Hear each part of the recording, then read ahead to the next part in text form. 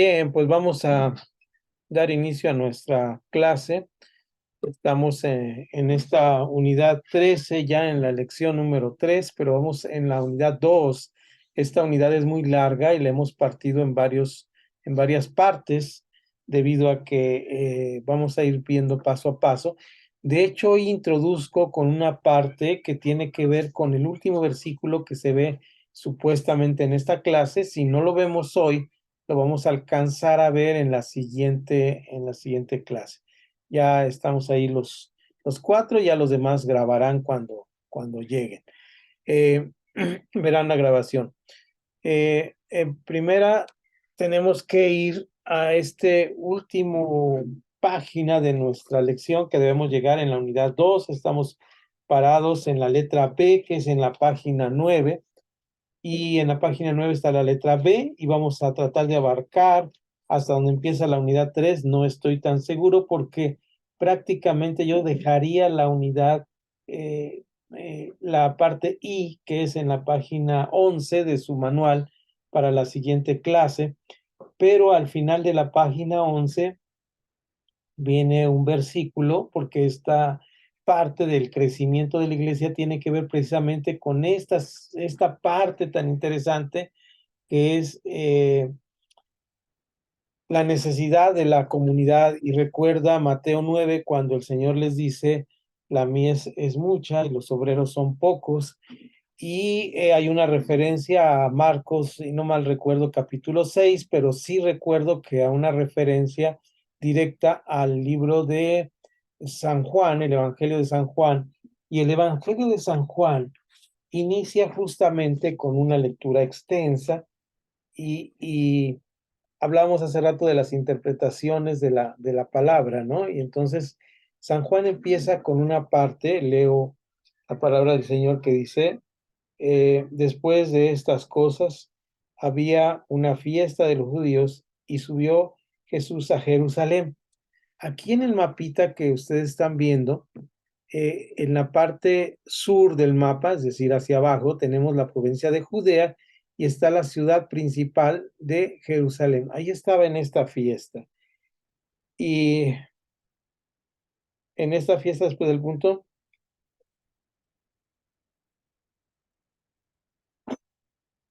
ay, déjenme ver, estoy equivocado.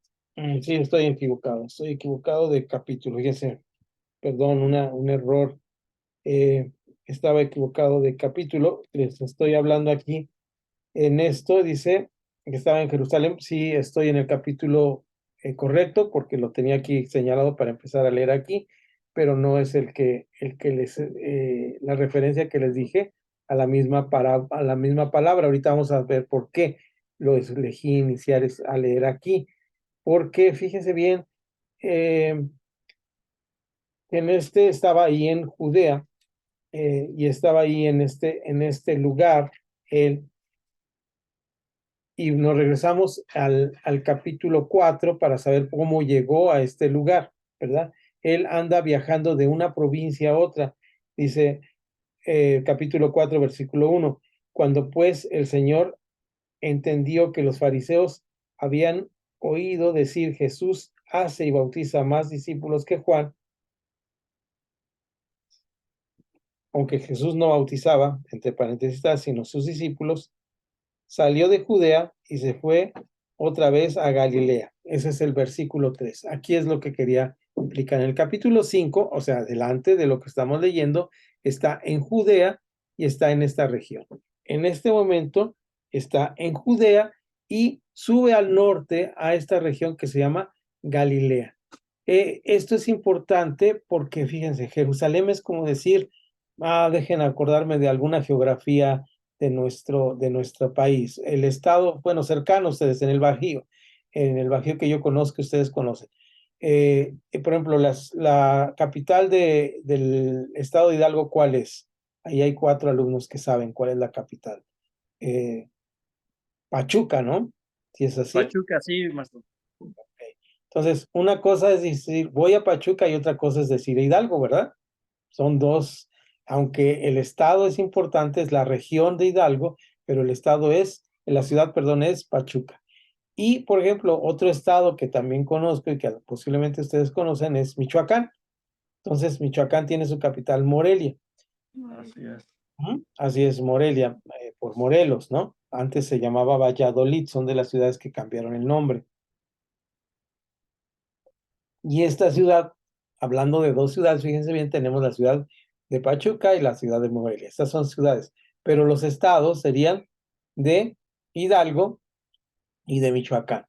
Vamos a recordar un poco nuestra geografía, tal vez no seamos tan exactos, ¿verdad?, en nuestra geografía, pero si voy a ir de Hidalgo a Michoacán, es decir, de la parte central al occidente, posiblemente tenga que pasar por Guanajuato, posiblemente. Estoy imaginando, ojalá que sí sea que pase por Guanajuato. Entonces dice que Jesús estaba en Judea, y como empezaron a hablar los fariseos de que él hacía milagros y no quería confrontar, no había llegado su tiempo. Recuerdan ustedes que muchas veces Jesús no quiere confrontar aún, dice, no ha llegado mi tiempo. Entonces se va a Galilea, y en Galilea, fíjense ustedes, en Galilea, en esta región de Galilea, tiene que pasar por Guanajuato, vamos a decir nosotros. No eran ciudades, sino eran estados o regiones. ¿Se dan cuenta cómo tenía que pasar? Ahora, ¿qué pasa cuando está ahí? No lo voy a leer porque es una lectura muy común que hemos leído muchas veces, pero es interesante lo siguiente. Dice, salió de Judea y se fue otra vez a Galilea. Ya te explicamos por qué en el mapa. Y le era necesario pasar por Samaria. Cuando leí, dice, le era necesario, aquí hay una interpretación muy interesante que he escuchado, y es que los judíos y los samaritanos no se podían ver, y él, en lugar de cruzar en línea recta a los caminos que habían hecho los judíos, pasaban por la provincia de Perea y Decápolis. Ustedes notarán en el Evangelio de Mateo, cuando empieza a hablar de las provincias, cómo él menciona sus viajes por esta parte, es decir, por la parte oriental del país, al lado derecho de nuestros mapas, y por ahí es por donde pasaba Jesús. Pero aquí dice algo muy interesante, Juan: le era necesario pasar por Samaria. ¿Por qué le era necesario pasar por Samaria? Llega cerca de una ciudad, manda a sus discípulos a comprar alimentos, y mientras se acerca y le pide a una mujer, mujer, dame de beber. Y en esta conversación, que es una revelación teológica del ministerio de Jesús, muy intensa, muy bonita, que podíamos revisar con calma, hace una cosa muy importante. Le dice, es que ustedes están esperando un Mesías y no sabemos si ya llegó, ¿verdad? Pero me parece que tú eres profeta. Y dice, el que habla contigo, ese es. Y hay una conversión de ella. Ya sabemos la historia, los antecedentes de ella, que no son tan importantes como su conversión. Es una cosa que a veces debemos hacer énfasis. Todo mundo que llega a la iglesia tendrá una historia. Eso es muy natural, pero lo importante es lo que hace de ahí en adelante. Es poco lo que importa lo que era su vida a lo que hizo después. ¿Qué fue lo que hizo? Lo que hizo fue que gran multitud de los de Samaria creyeron a la palabra de ella. Este versículo es muy hermoso. Estoy citando así de memoria, pero ustedes lo pueden leer y comprobar con calma. Ahora, cuando ya está en esa situación en el versículo 4, ¿verdad? Es cuando viene la parte de Jesús que regresan sus discípulos, ¿verdad? Fíjense bien, eh, va ella y le dice en el versículo 27, en esto vinieron sus discípulos y se maravillaron que hablaba con una mujer. Sin embargo, ninguno dijo, ¿qué preguntas? ¿O qué hablas con ella? Quedaron calladitos, se les extrañó, ¿no? Entonces la mujer dejó su cántaro, fue a la ciudad y dijo a los hombres, venid, ved a un hombre que me ha dicho todo cuanto he hecho. ¿No será este el Cristo? En- Entre tanto, los discípulos le rogarán diciendo, Rabí, come. Y él le dijo, yo tengo una comida, está en rojo, pero creo que dice que voy a comer, eh, que es más importante que nosotros, que ustedes no saben, algo así. Entonces los discípulos decían unos a otros, eh, le habrá traído alguien de comer. Jesús le dijo, ¿qué es mi comida? Voy a tratar de leer. Mi comida es que haga la voluntad del que me envió, eso lo recordamos, y que acabe su obra. Y ya les habla con ellos, ¿verdad? Y ahí es donde viene el versículo que quiero mencionar. Antes de saber que la obra del Señor había sido grande, el evangelista nos cuenta algo en el versículo ese que estoy leyendo, que es el 35.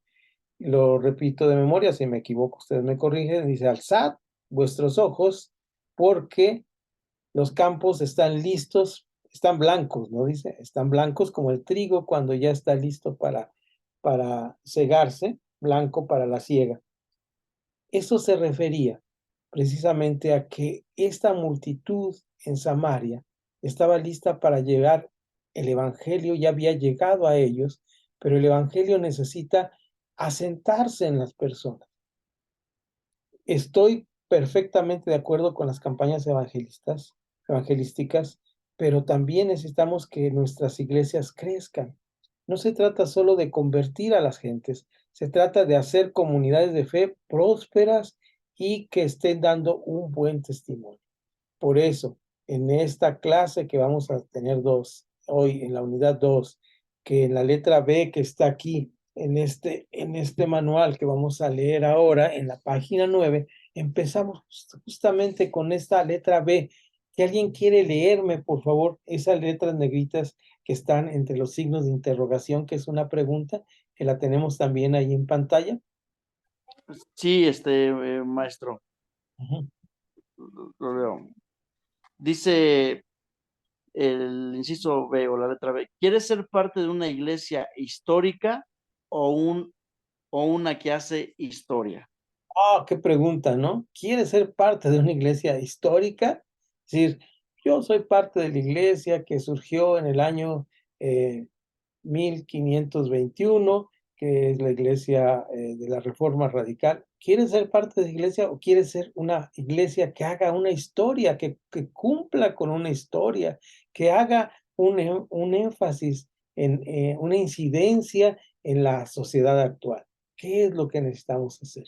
Eso es lo que vamos a ver en esta clase. Fíjense bien, allá adelante voy a quitar el mapita y el letrero para que ya no les estorbe a la vista y nos vayamos directamente a nuestra clase. Voy a tratar de ir leyendo, si me atoro ustedes me ayudan. Dice, una iglesia que hace historia debe estar dispuesta al cambio. Por lo tanto, si los cambios se dan más rápido fuera que dentro de la organización, se ha iniciado el proceso de muerte. Esta primera oración es muy interesante. ¿A qué se refiere esta redacción que nos parece un poco extraña? Es muy sencillo. Vean ustedes. Si nuestra iglesia no está dispuesta a cambiar, a ser distinta, nuestra iglesia puede estar en un proceso de muerte. ¿A qué nos referimos con esto? ¿Cuáles son aquellos cambios que podrían afectar? Y aquí es donde empezamos a tener y vamos a ver claramente una palabra que menciono constantemente. No voy a hacer mucho énfasis en esta clase porque la hemos mencionado varias veces, que es la palabra que lo importante es la base. Arriba tenemos lo que vemos de la iglesia, pero lo que no se puede mover es la base. Esta palabra es lo axiomático, axioma, ¿verdad? Axioma, si ustedes buscan en el diccionario, es una regla de matemáticas que no se puede mover, ¿verdad? 2 por 2 son 4, siempre. Es una regla que llamamos axiomático, un axioma. Un axioma es aquello que es inamovible, que no puede cambiar. Pero ese es el fondo. La forma es lo que nosotros vemos. La forma es lo que nos tenemos que adaptar a esta manera de cómo se maneja el mundo sin que afecte lo axiomático o el fondo. Es decir, no porque ahora se permita que andemos de cabeza, caminando con la cabeza en lugar con los pies, ¿verdad? Digamos que es lo correcto. No, no es lo correcto ni lo mejor, sino son aquellas cosas que cambian. ¿Qué cambian en la sociedad constantemente? Muchas cosas se están cambiando. algunas de las cosas que cambian constantemente en nuestras sociedades es la forma en que vestimos, ¿verdad? La forma en que actuamos, la forma en que pensamos, y esta forma debe cambiar de alguna manera en nosotros. Es decir, si nosotros nos aferramos a las cosas, por decir que son de nuestra tradición y pensamos que no deben cambiar, pues va a llegar un momento en que aquellas cosas pues nos van a sobrepasar, nos van a sobrepasar.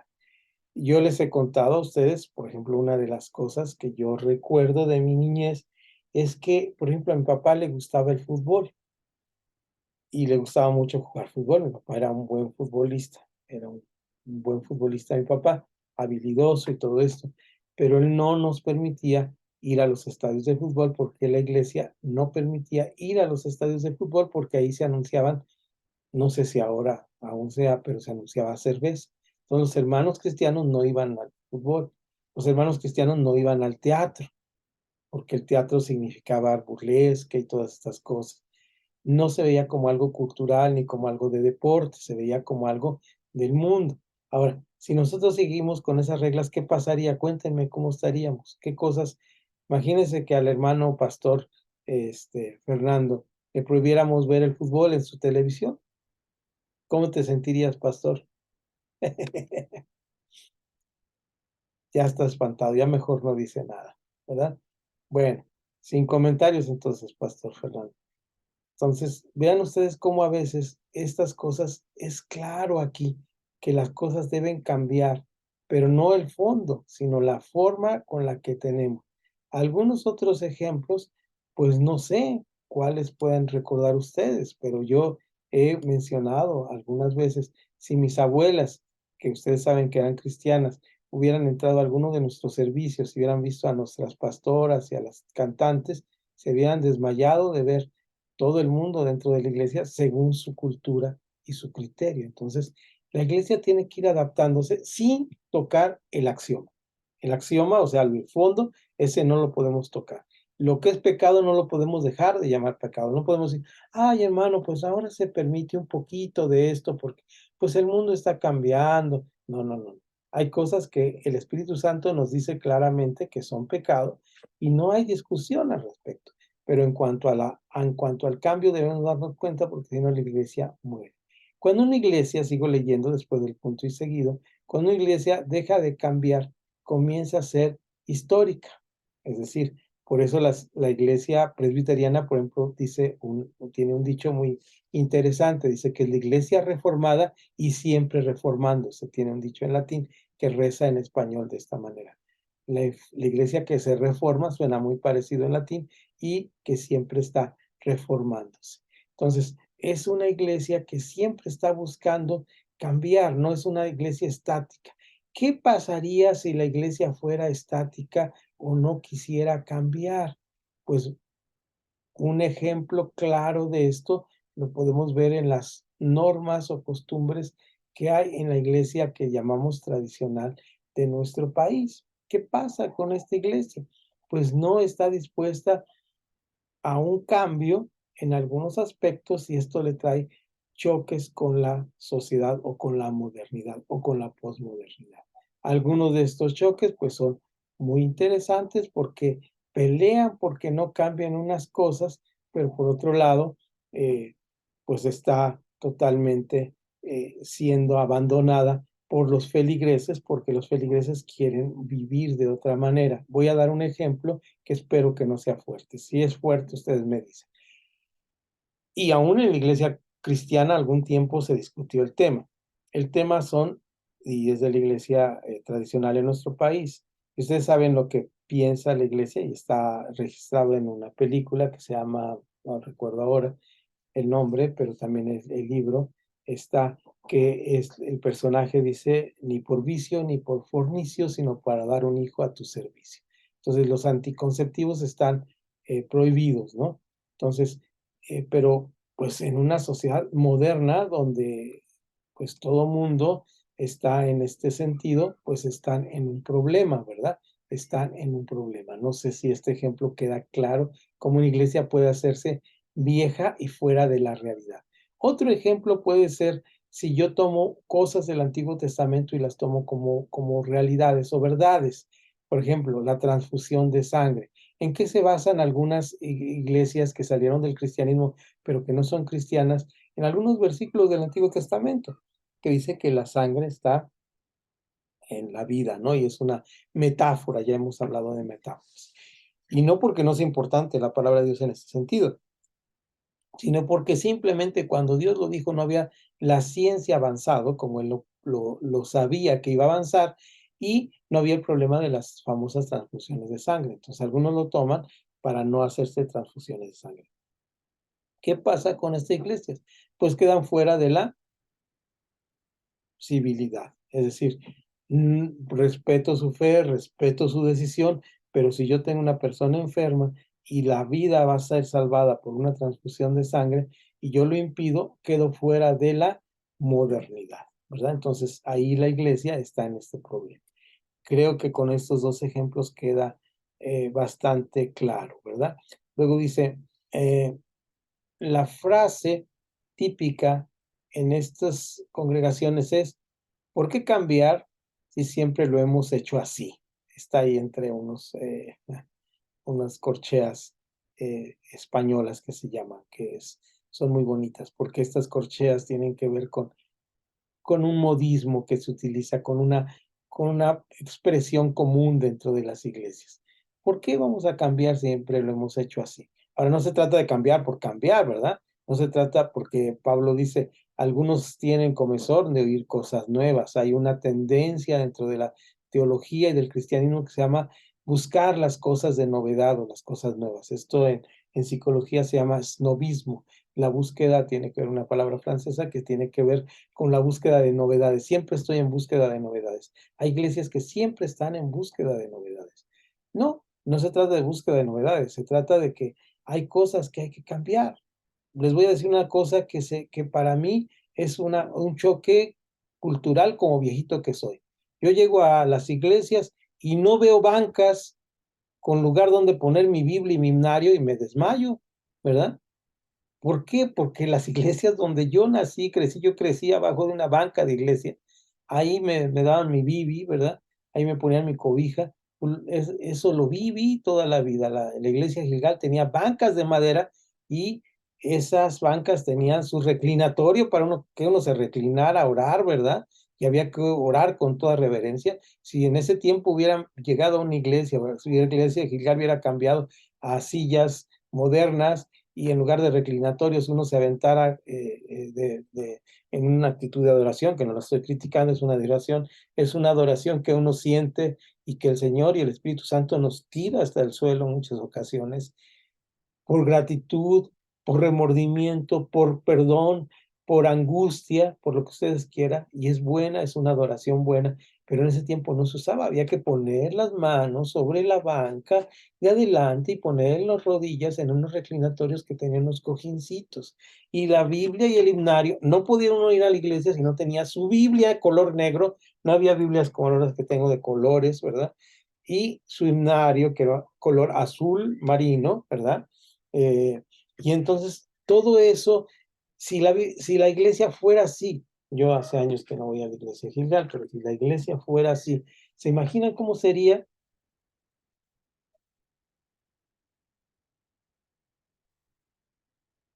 O que yo dijera, no, hermanos, esto de la computadora, hermano, el día que nos invitó amablemente, nos invitó a dar la clase el pastor Fernando a su iglesia, que yo hubiera llegado y le hubiera dicho, hermano, yo no me gusta eso de la computadora, ni del retroproyector, ni que se presente así, porque para mí eso no es bíblico, donde dice en la Biblia que se pueden usar esos aparatos, quién sabe quién los fabricó. Imagínense ustedes en qué situación estaríamos sin crecer ni cambiar en la iglesia. La iglesia que busca el crecimiento debe ser revolucionaria en sus métodos. Y aquí nos empieza a hablar de los métodos. Si entiende además que los métodos están al servicio de los principios y no los principios al servicio de los métodos. Es decir, no porque haya un método fabuloso voy a cambiar mis principios, ¿verdad? Los principios son inamovibles. Por eso llamamos a esta manera de pensar que nuestros que el fin no justifica los medios. Es una frase que actualmente en el mundo se dice, el fin justifica los medios. Ya les hablé sobre eso, ¿verdad? Si me impide a mí algo, pues lo mato. Pero oye, pero es un principio, no, pero es el fin. Yo quiero lograr eso, ¿verdad? Entonces, tenemos que estar muy atentos a esto. Es decir, el método puede servir, pero siempre que ese método no cambie el principio, entonces va a funcionar. De este modo, podrá estar seguro de que los métodos se mantienen vigentes y relevantes a la cultura en la que está inserta. Recordemos que Jesús fue un revolucionario de la liturgia. En sus tiempos, al predicar en un barco, hablar a una mujer, convertir el agua en vino, todos estos hechos considerados escandalosos para la época. Recuerdo también un maestro mío, Samuel Escobar, que nos contaba hace unos meses, un año, yo creo, que nos decía es que estábamos hablando de la pandemia y la pospandemia y lo que dejó la pandemia y dejó esto, el Zoom, ¿verdad? O las videocharlas, el que yo pueda darles una clase desde mi casa, no porque sea cómodo estar aquí en mi casa, sino porque tengo la oportunidad de tener alumnos, ¿verdad?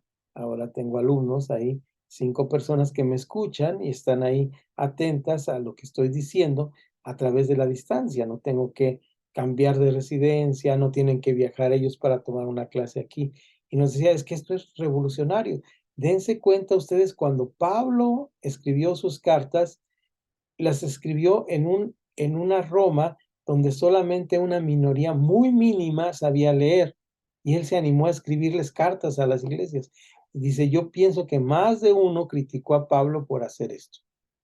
Cierto, pero es la voluntad de Dios que Él nos dejara estas maravillosas epístolas que son prácticamente la formación de la doctrina cristiana en cierne, que daría 21 siglos, por lo menos ya llevamos un pedacito del siglo XXI, de cristianismo y del plan de Dios para la humanidad. Eso es extraordinario. Pero si Él se viera limitado a decir, no, pues no, cada quien que vaya a la sinagoga, o que Jesús hubiera dicho, no, pues yo no voy a predicar desde un barco, si no me invitan al templo, a Jerusalén, yo no predico, ¿verdad? O si no me juntan una multitud de 5,000 como la vez pasada, pues olvídense recuerdan, muy, muy interesante el sermón de la montaña, ¿no? Dice, subió al monte y se acercó a los cercanos fue a los que les daba el mensaje. Ellos eran los que tenían que entender, ¿no? Y cuando les habla, por parábolas les habla a los cercanos, a los que estaban junto a él. Ese es el mensaje. Entonces, tenemos que estar atentos a que la liturgia no se vuelva un estorbo para la iglesia. Si queremos crecer, la iglesia que hace historia corre riesgos, porque el riesgo es el precio de andar en fe. Es decir, ¿cuál es el riesgo? Aventarme a poner unas sillas diferentes, a arriesgarme a poner las sillas diferentes, arriesgarme a tener una predicación.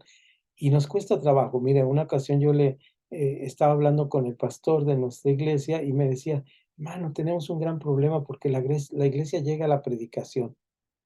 No, eso solamente pasaba en esa iglesia, en ninguna otra parte del mundo pasa.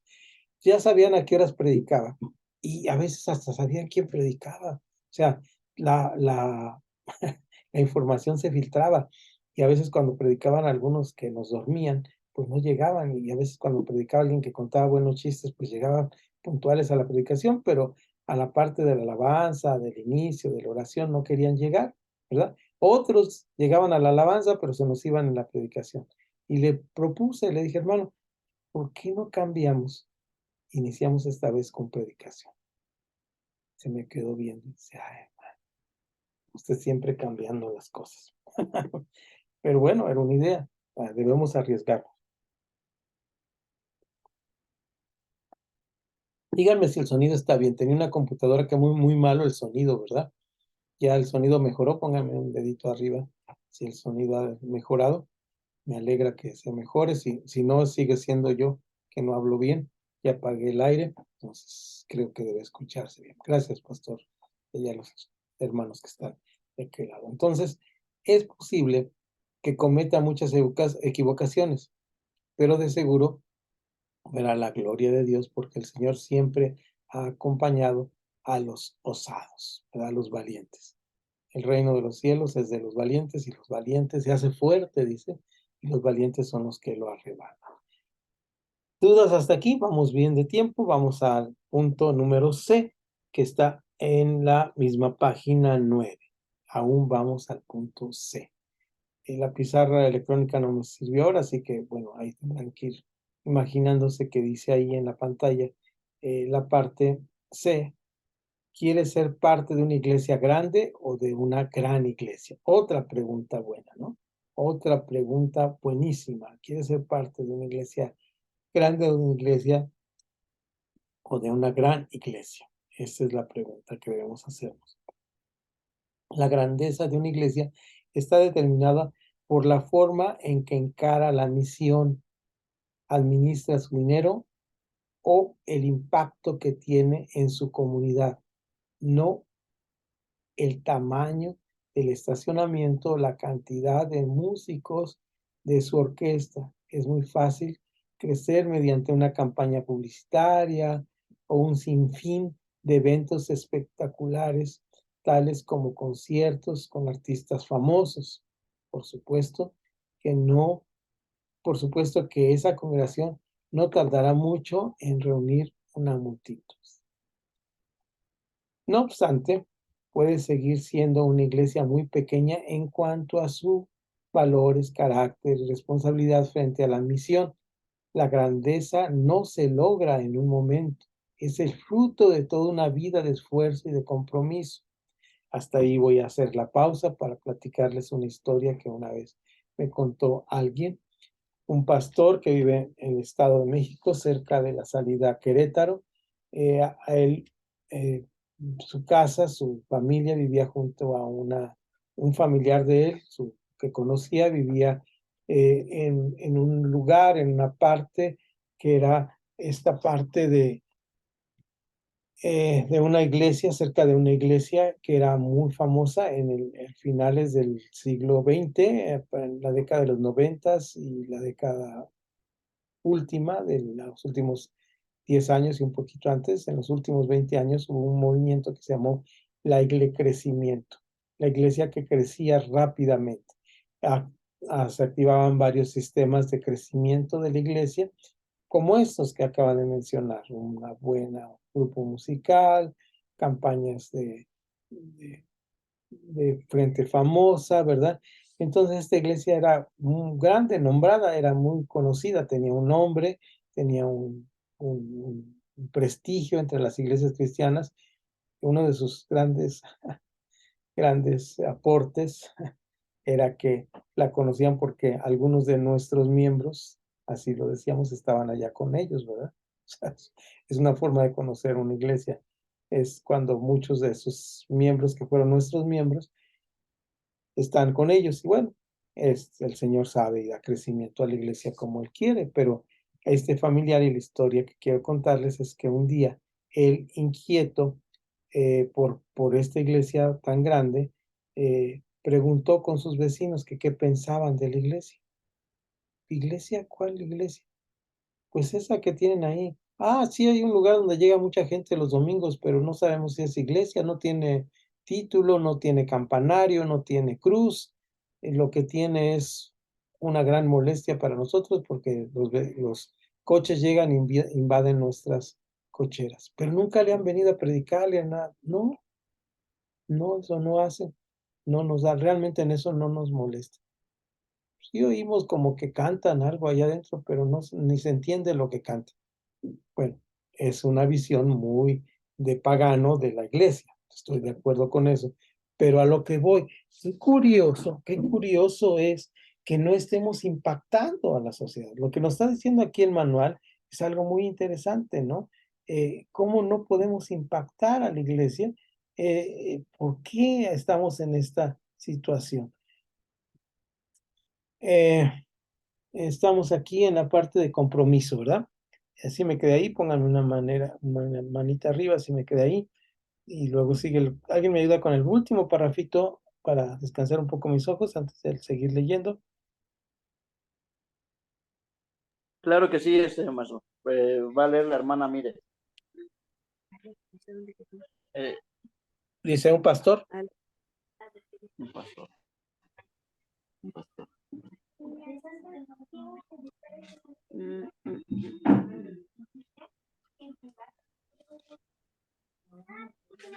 Es que...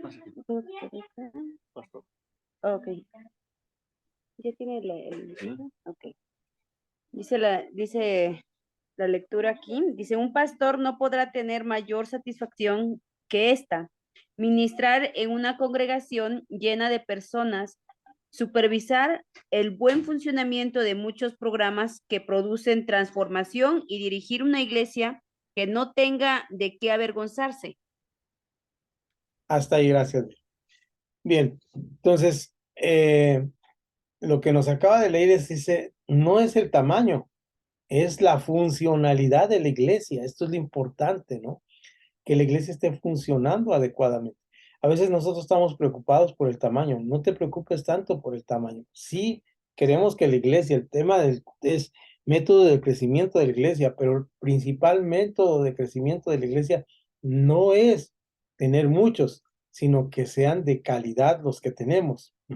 Y esto va a aumentar a los que van a ser salvos. ¿De acuerdo? Entonces, este punto queda agotado, el punto B que hemos estado analizando, el punto B y el punto C, y pasamos a otra pregunta. La otra pregunta, si también Media nos ayudas, por favor, con la letra D y el parrafito 1, 2, que va de esa página 9 y brinca a la página 10, 2 renglones, por favor. ¿Dónde? Pregunta y... Los dos Inciso D. ¿Está dispuesto al crecimiento? El crecimiento siempre estará ligado a la fe, es decir, creer que Dios lo puede hacer. No obstante, no veo cómo una iglesia puede crecer sin la intencionalidad de hacerlo. Debe de tener un plan de crecimiento. Por eso, es importante que la iglesia local crea en el crecimiento y no la vea como una amenaza. Parece increíble decir esto. Muchas personas, sin embargo, piensan que es mejor tener una pequeña congregación donde todos se conozcan y cada uno tenga su lugar en la banca. El crecimiento puede traer una multitud de nuevos discípulos, personas, Vamos a personas más personas capaces. correcto. Y Sí, adelante. personas más capaces y comprometidas que nosotros, los cuales incluso podrían desplazarnos de nuestros puestos. Hasta ahí. Fíjense bien. Ok, Hasta ahí vamos a dejar. Ahorita te voy a pedir que nos sigas leyendo. Aquí lo importante en este párrafo que acabamos de leer es la palabra que está en la página anterior, que es la palabra intencionalidad. ¿Qué es la intencionalidad? Si usted se dice, mañana voy a desayunar huevo ranchero, ¿verdad? Entonces, ¿qué sería lo intencional que tendría que hacer? Bueno, comprar un día antes los ingredientes para hacer el platillo que va a cocinar. Luego levantarse y empezar a prepararlo. Eso se llama intencionalidad. Intencionalmente va a ir a la cocina y va a sacar los ingredientes, intencionalmente va a sacar la sartén, intencionalmente va a ver que está limpia, intencionalmente va a poner el aceite o lo que usted usa para guisar. Y entonces intencionalmente lo está haciendo. Cuando queremos que una iglesia crezca, intencionalmente hacemos que crezca, o sea, hacemos un plan de crecimiento, hacemos las cosas que sean necesarias para crecer y no estamos pensando, ahorita la vamos adelante, pero no estamos pensando, híjole, es que si empieza a crecer y llega el hermano Panchito, usted sabe, el famoso hermano Panchito, que siempre está diciendo cosas y criticando, yo como pastor me voy a sentir bien incómodo y además, híjole, además, y si ese hermano Panchito luego quiere tomar el puesto de pastor, luego de qué voy a trabajar yo, no se vale, mejor así me quedo con estos que tengo, ¿verdad? Entonces, ahí no hay intencionalidad. La persona quiere crecer o no quiere crecer. Adelante, ¿quién levantó la mano? Es que no estoy viendo bien. ¿Alguien quiere participar? ¿Ve una manita aquí levantada o no más? Díganme, ¿quién fue? Fernando, adelante. No, perdón, nosotros no somos maestro. No. No, Ah, no. entonces, no sé si...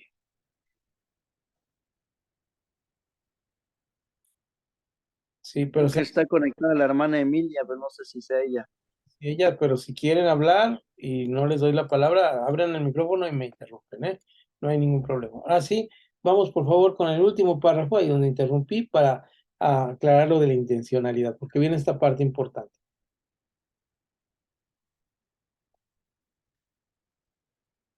¿Quién me ayuda, por favor, para leer el último párrafito de la página ya 10?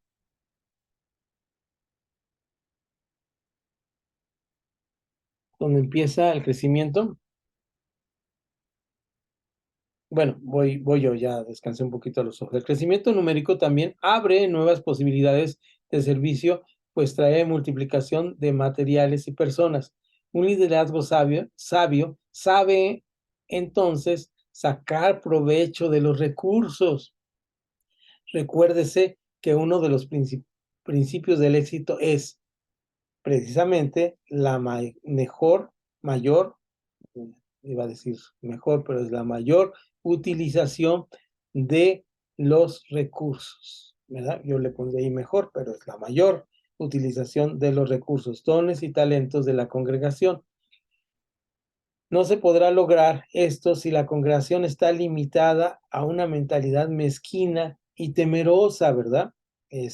Más adelante vamos a hablar de este tema, pero si mi temor es que la iglesia crezca porque voy a tener, lo menciona más adelante el manual, que voy a tener mucho trabajo, estoy en un problema, ¿no? Entonces, la mezquindad no solamente se da en no dar las cosas, sino en no querer tener las cosas. Ay, hermano, es que si viera ya con los 20 hermanos que tenemos ahorita, ya es un dolor de cabeza. Imagínense si tenemos 40. Si con 20 hermanos me despiertan cada tercer noche con un problema, ¿verdad? A las 2 de la mañana. Yo digo que los pastores, algún día me han preguntado que por qué no soy pastor. Varias personas digo, porque no estoy dispuesto a responder llamadas a las 2 de la mañana, pero tristemente lo he hecho, ¿no? Porque la pastoral del maestro a veces también lo exige, pero es como una especie de broma. Pero imagínate que ustedes dicen, es que mira, sí, me despiertan cada tercer día con un problema o me hablan a mi trabajo con un problema. Ahora imagínate, si tengo el doble, pues no voy a vivir ya. No, porque eso es optimizar los recursos. Es decir, cuando yo tengo y me rodeo de personas adecuadas, pues esas personas se delegan esas responsabilidades y el feligrés nuevo sabe, claro, hay situaciones muy especiales que el feligrés o el miembro va a pedir que el pastor sea, no va a querer que nadie más le atienda, pero también habrá feligreses que van a entender que entre ellos van a poder hacer grupos de apoyo y que se van a apoyar en cosas. La iglesia debe entender que el trabajo pastoral es cuidado, no es el que trae la agenda de todos los números telefónicos de la iglesia, ¿verdad? Si usted quiere hablar con un miembro de la iglesia, pues habla el pastor, él tiene que saber el número. No es esa la función pastoral. O háblenle al pastor porque él trae las llaves de la iglesia, tampoco es el que carga las llaves, es el que hace la pastoral, el que hace el cuidado. Y ese cuidado sí significa muchas veces estar 7 por 24 al cuidado y atención de los hermanos en las necesidades espirituales o en las circunstancias que suceda. Pero también, si hay una iglesia que crezca, entonces se van haciendo diferentes pastorales donde esa pastoral se capacita a las personas para que esa persona tenga la responsabilidad y sabe que está ahí. Mire, nosotros ahora en pandemia tuvimos una situación con una hermana que nosotros dejamos de reunirnos, pero su tío se contagió y estaba muy grave.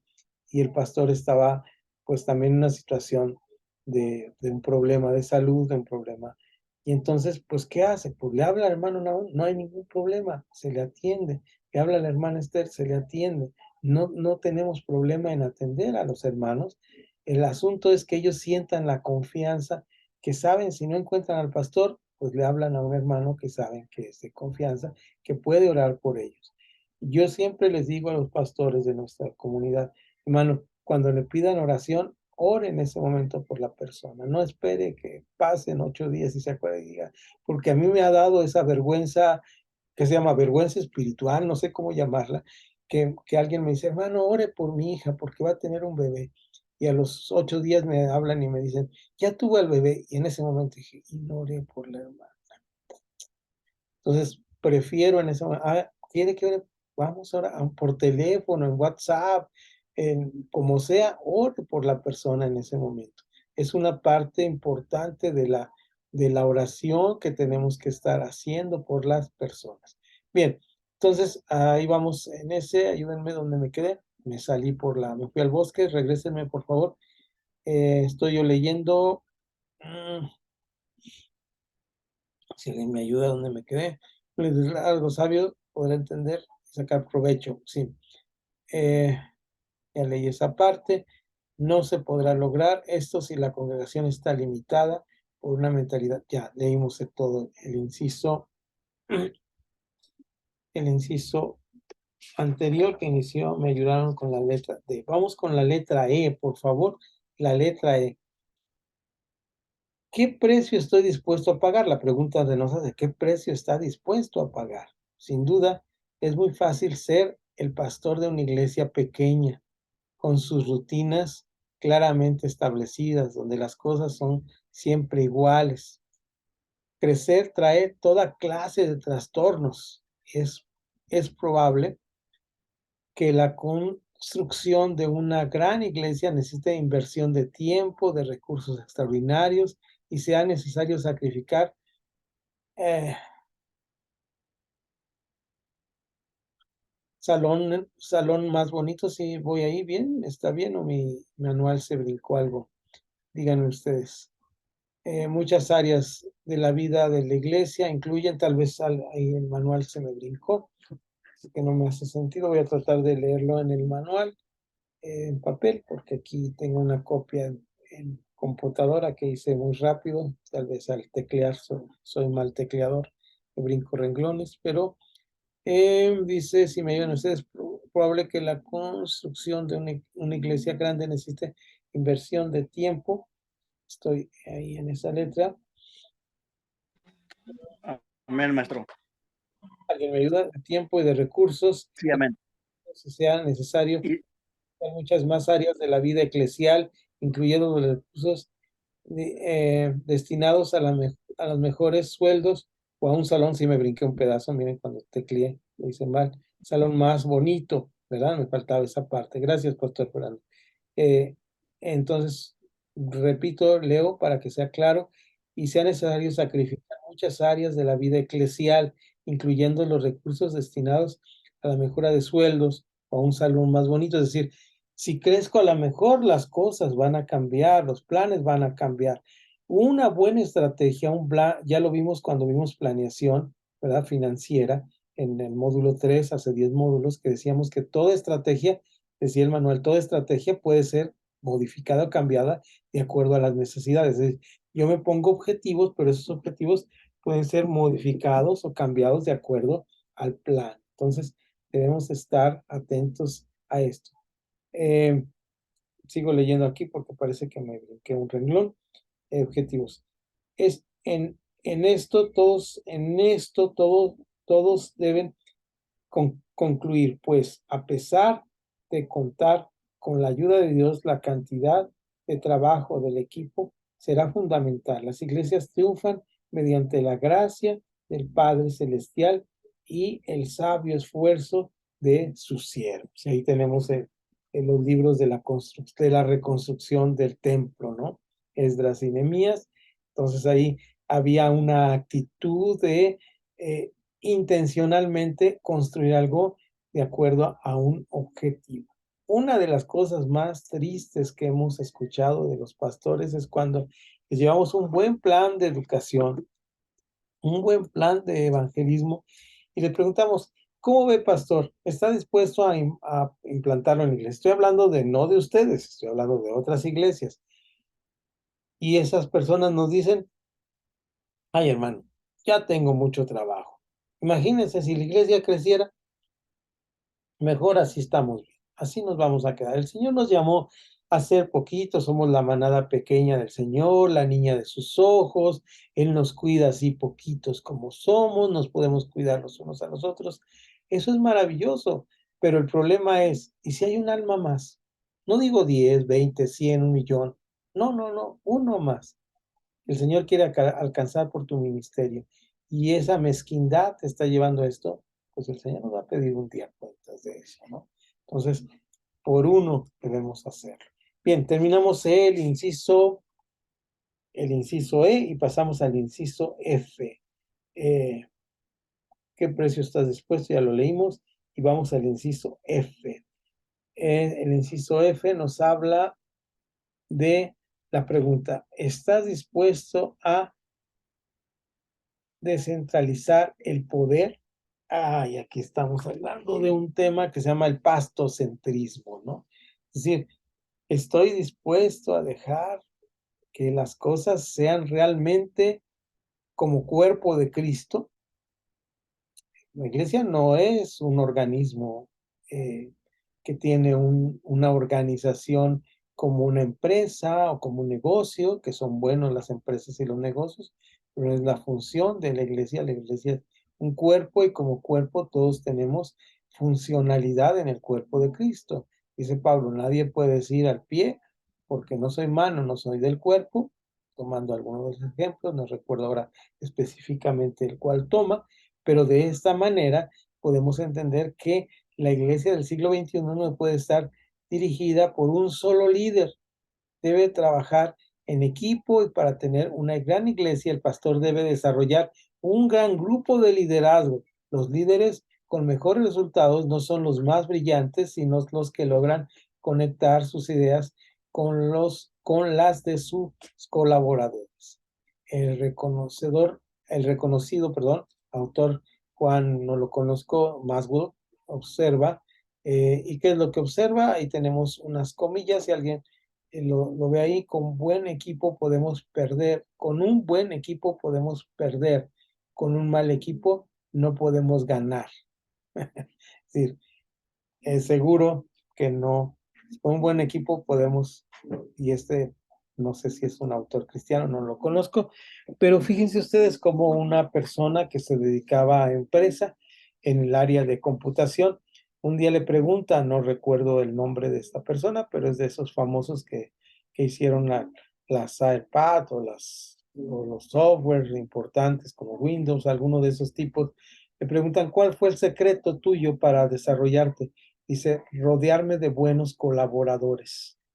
Ese fue el secreto de mi crecimiento. Pensar que no lo podía hacer yo todo, sino que había alguien junto a mí que lo podía hacer de esta manera, ¿no? Entonces, esta manera de hacer las cosas nos permite lograr esto. Vamos entonces después de este señor que leímos ahí, Maswell, vamos a decir, debemos seguir el ejemplo de Jesús, quien se dispuso a cambiar el mundo mediante un equipo de trabajo capacitado y comprometido con su visión.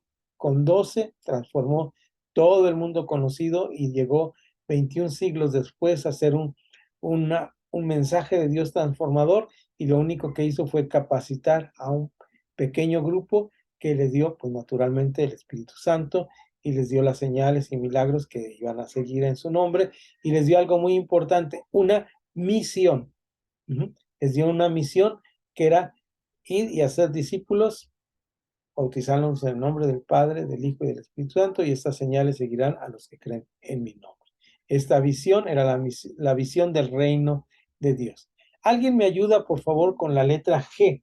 Es larguita y yo quiero ahora leerla completa, por favor, para que de esta manera entendamos qué es esto de estar dispuesto a competir. Porque aquí nos hace la aclaración que no es competir en el sentido de las carreras en las Olimpiadas, sino de competencia, de tener las competencias adecuadas. Adelante, Pastor Fernando, si quiere comentar o nos quiere ayudar.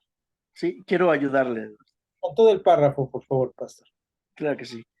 La letra G dice la pregunta, ¿estás dispuesto a competir?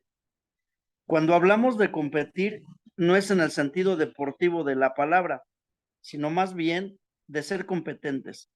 No podemos ignorar que competimos con todas las formas de entretenimiento que el mundo ofrece a la gente: cine, bailes, deportes. Estas de alguna manera apuntan, por así decirlo, al mismo mercado que nosotros, la gente. Un gran empresario alguna vez dijo: no es suficiente que nosotros tengamos éxito, nuestros enemigos deben fracasar. Por eso, la iglesia de hoy debe de ser agresiva en el cumplimiento de su misión y no permitir que las luces de neón desvíen a nuestros jóvenes por falta de tecnología o una liturgia que no sea pertinente para su tiempo. En esto podemos imitar lo bueno de otras congregaciones o grupos. Esta es una de las características de las personas inteligentes, pues rara vez se producen mejoras sin la existencia de un ejemplo por seguir. No obstante, cada iglesia trabaja en un escenario diferente, con gente diferente, y ha sido diseñada por Dios para cambiar el entorno donde está, disponiendo de los recursos que posee. No debemos, por lo tanto, olvidarnos de contextualizar lo que imitamos para adecuarlo a nuestro medio. Muchas gracias, Pastor Fernando. Vean ustedes, esta competencia que tenemos es la capacidad de transformar al mundo, la capacidad que tenemos como iglesia de transformar al mundo. Por eso, en algún momento, me he atrevido a recomendarles para los jóvenes a conferencias como las de Lucas Ley, como videos como los de Lucas Magnin, que como bien les he dicho, son hechos por gente cristiana, no son videos cristianos. Yo nunca les recomendaré un libro y les diré: este libro es cristiano. No tenemos la capacidad de sacrilegiar, de hacer una cosa santa, ¿verdad? Eh, Sacra, ¿verdad? Tampoco una conferencia es cristiana, porque sí, la da un cristiano y me parece que tienen un enfoque hacia los jóvenes y podemos arriesgarnos a tener este enfoque entre nosotros. Y siempre como pastores, con esa máxima que tenía Pablo, que le dice a los tesalonicenses en cuanto a la profecía: escudriñadlo todo, retened lo bueno, que podemos aplicar también a diferentes áreas de nuestra vida. Escuchemos y veamos estas gentes. Son personas de vanguardia que están haciendo un gran trabajo entre jóvenes y dejan sus conferencias gratis en internet para que nosotros las veamos, aprendamos, las podamos poner y podemos trabajar con ellos. Y este tipo de eventos van a ayudar a dar una iglesia que es diferente. Podemos hacer seminarios en la medida de nuestras pocas fuerzas y nuestro poco conocimiento, sabiduría. Podemos ir y dar un seminario sobre ética, sobre sexualidad, sobre decisiones en la vida, sobre orientación vocacional para los jóvenes. Esto los va a dejar en la jugada, ¿verdad? Porque la iglesia siempre llega tarde a las discusiones. La iglesia está discutiendo junto con la iglesia tradicional que no ha salido de eso, está discutiendo como si estuviéramos en el siglo pasado. A mediados del siglo pasado discute la iglesia, ¿verdad? Y entonces invitan a los jóvenes vamos a tener una conferencia que se llama ¿Cómo luchar contra el darwinismo? Y pues en las universidades ya no se da darwinismo, ¿verdad? Eso pasó a finales del siglo pasado. Ahora tienen nuevas teorías, nuevas ideas que son no cristianas, que están en contra del cristianismo, pero ellos van y dicen: bueno, me están preparando para algo que ya no se discute en mi escuela. Entonces tenemos que estar, estos hermanos están, por ejemplo, Magnin, Lucas Magnin, habla sobre la posmodernidad, habla sobre los temas como esto del pastorcentrismo, habla temas que a veces mueven las cosas, pero debemos estar atentos a escuchar estas voces, no como autoridad, no como la Biblia, ese es el axioma, la base, sino como aquellas cosas que se están dando que no debemos hacer que nuestra iglesia parezca como que no está en la discusión. Estoy dispuesto a competir, estoy dispuesto a ir al paso del mundo, qué es lo que está discutiendo el mundo, qué es lo que está hablando el mundo, de qué cuestiones se están hablando, ¿verdad? En este sentido, estar dispuesto a esto. Bien, vamos bien en tiempo y forma, vamos a la letra H. Está dispuesto a invertir en los perdidos, menos el 1% de los recursos de la iglesia se invierten en esfuerzos evangelizadores, obras misioneras u otros programas que puedan beneficiar al inconverso. Es decir, ¿qué hacemos para el inconverso, para ganarlos? El 1%. Esto es a nivel de iglesia de un país que es Paraguay.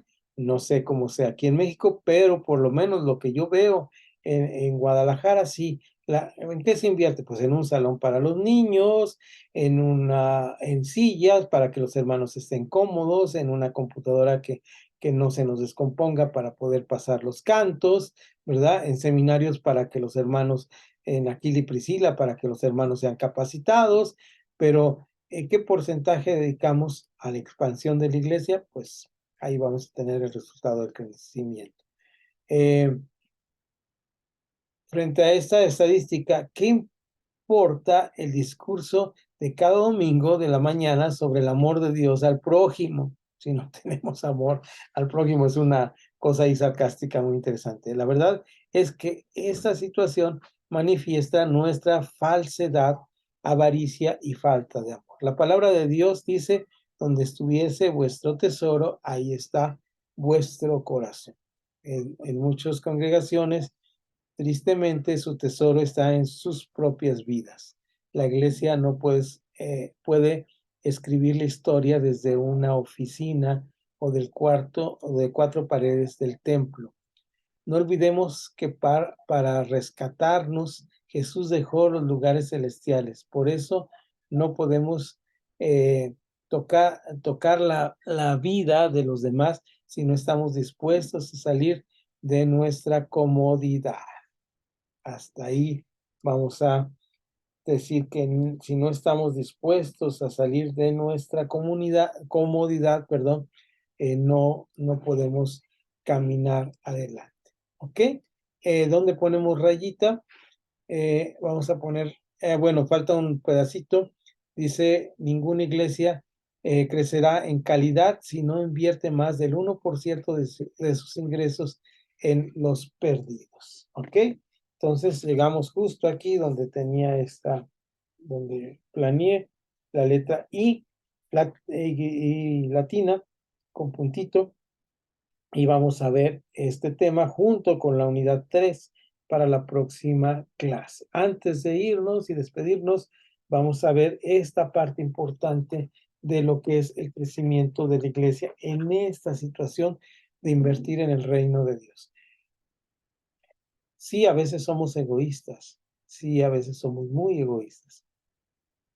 Cuento la historia de un pastor de la iglesia congregacional en Guadalajara, don Juan Higel. Juan nos contó un día que una persona, no recuerdo si era su familiar ahora, me parece que sí, se va a Centroamérica o a Sudamérica, no recuerdo, y abre una misión de sus iglesias, de su conferencia, de su grupo de iglesias allá, enviado por una iglesia en los Estados Unidos. Y esta iglesia empieza a crecer, empieza a tener gentes, pero esta iglesia era una iglesia rural que dependía de las cosechas y de la lluvia. Y el año que le toca ir a él allá, cuando la iglesia empieza a crecer, hay una sequía en este lugar. Y nos cuenta Juan que esta persona, familiar suyo, escribió una carta a la iglesia central pidiéndole apoyo, la iglesia en Estados Unidos, con recursos de apoyo para subsistir, que los hermanos sobrevivieran. No les estaba pidiendo que les llenara de sus alacenas, que sobreviviera. Una ofrenda de amor, de sobrevivencia, de interés por ellos. Y se va la carta y pues cuando no había mails ni nada de eso, nos lo contó cuando nos daba clase con trabajos teníamos para pagar el teléfono fijo de casa, ¿verdad? No soñábamos ni en el celular ni nada de esto. Y dice que él envió la carta sabiendo que llegaría justo cuando la iglesia tuviera su junta pues anual de diciembre, de invierno, porque en el lugar donde estaba, como el mundo del otro lado, le pega el sol diferente por la inclinación de la tierra, y allá es verano, acá es invierno en el norte. Entonces él sabía que iba a llegar justo la carta para hacer esto, ¿no? Para pedir esta ayuda. Y él estaba esperando esta ayuda y recibe la carta, y esta carta, cuando la abre, decía la carta: hermano, sentimos mucho por lo que está pasando tu iglesia y los hermanos, que el Señor les fortalezca en este momento de prueba, ¿verdad? Y les lee, me acordé hoy porque hoy leí Romanos 5, ¿no? Donde dice que la prueba nos hace fuertes, y le mandan este versículo de la prueba nos fortalece, ¿verdad? Y esta fortaleza del Señor esté con ustedes. Quiero decirte, hermano, que desafortunadamente tu carta llegó un día después, donde la junta de iglesia y de los ancianos y de los líderes y de los administradores había decidido construir un gimnasio y una alberca en el terreno que compramos el año pasado para nuestra iglesia. Entonces todos nuestros recursos están invertidos en esto. Esperamos que el Señor les bendiga. ¿Se dan cuenta cómo nuestra visión de iglesia es una visión de cosas y no de almas? No de personas que sufren, no solo de hambre física, de hambre espiritual. ¿Sabe cuántas personas alrededor de nosotros están deseosas de un poco de la palabra de Dios en sus vidas?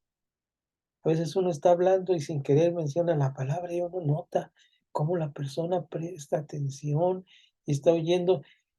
Y esto, en primer lugar, es una responsabilidad de nuestras vidas, porque nos hace de nuestro testimonio el ejemplo para vivir la vida cristiana, pero por otro lado también nos hace mucho lo que es el tener la palabra de Dios en nuestras vidas para darles a estas personas no lo físico, sino la palabra viva.